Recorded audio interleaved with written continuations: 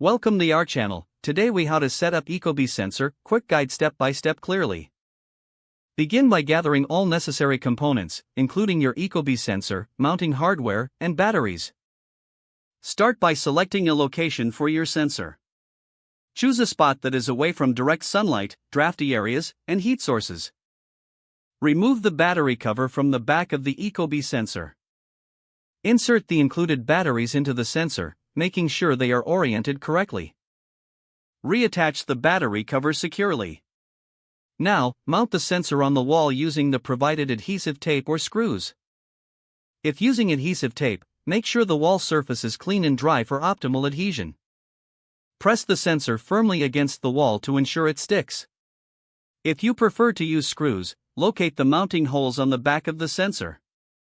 Mark the wall through the holes and drill pilot holes for the screws.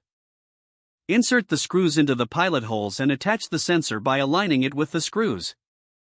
Now, let's connect the sensor to your Ecobee thermostat. Open the Ecobee mobile app on your smartphone or tablet. Select Add Sensor from the app's main menu. Follow the on-screen instructions to pair the sensor with your thermostat.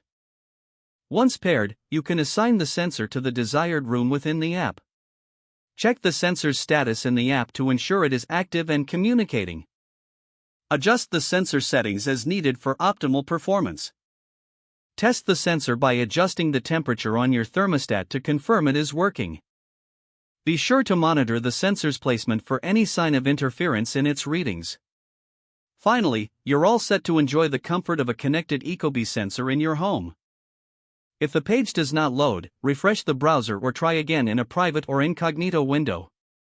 Make sure you are using the correct email address, then retype it carefully to avoid small typos.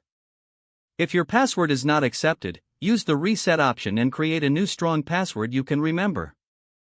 Check your spam folder for verification or security emails, then complete any requested confirmation steps. Enable two-factor authentication if available to improve account security and reduce unauthorized access risk. After signing in, review your profile details so your contact information and settings are accurate and current. Don't forget to like this video and subscribe to our channel for more step-by-step tech guides.